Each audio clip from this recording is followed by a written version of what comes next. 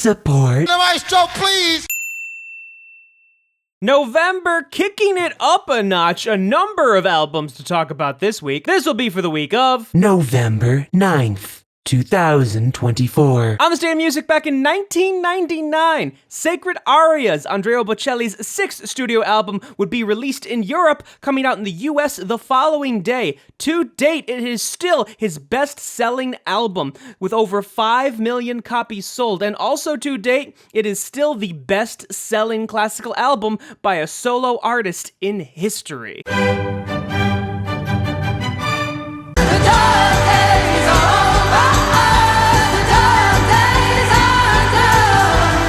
In celebration of Florence and the Machine's debut studio album, Lungs, we have Symphony of Lungs with Jules, Buckley, and I will say, the music of Florence and the Machine very much lends itself well to traditional orchestration.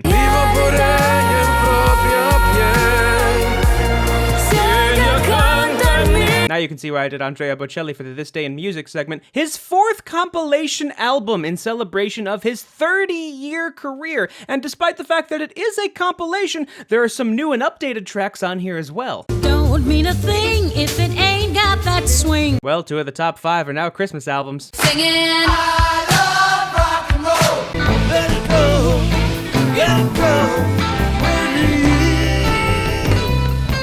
Been a minute since we did a Dave's Pick. This one is the Downs at Santa Fe concert, obviously in Santa Fe, New Mexico, on September 11th back in 1983. It's good to note that the last 3 tracks on here are actually from this concert the day before as well. It's bigger than hip hop, hip hop. Blow shit up at home back in CHROMAKOPIA.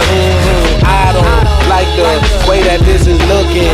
Mirror. Album number 8 from Tyler, the Creator, serving as the follow-up to 2022's Call Me If You Get Lost, written, arranged, and produced by just Tyler himself. That being said, there are a number of features on here, Glorilla, Lil Wayne, Childish Gambino, and so forth, and if you manage to get your hands on a CD or the vinyl test pressing, you'll actually get an additional 2 tracks, Mother and Thought I Was Dead, which has Playboy Cardi and Santa Gold on it.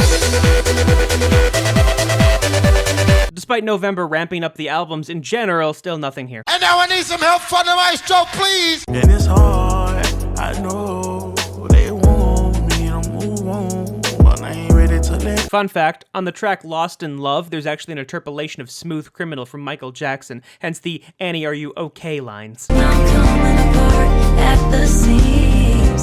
I got patterns. 5th studio album from Kelsea, Ballerini. Good to note that if you manage to get the digital download, you'll get 2 bonus tracks here, an acoustic version of 2 Things, and an additional track to the Men That Love Women After Heartbreak. Please, please, please, don't prove I'm right. Fun fact, when she released Taste, the 3rd single from this album, it debuted at number 2 on the Hot 100. Please, Please, Please was at number 3, and Espresso was number 4. This made her the first act since the Beatles to actually get 3 songs in the top 5 in the same region in the same week. In here lies the great impersonator.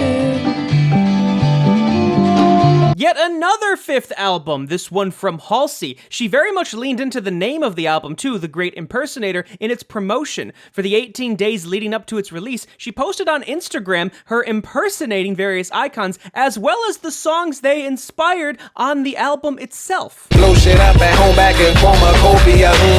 I don't like the way that this is looking. Mirror. At various points throughout the album, you actually will hear a narrator on it. That's actually Tyler, the Creator's mother, Bonita Smith, that he got to actually do all of this narration. So a good number of albums to distract yourself with if you're trying to, ignore certain things that may or may not have happened in the world as of this week. But hey, look at all this music! And now I need some help from the maestro, please! Maestro!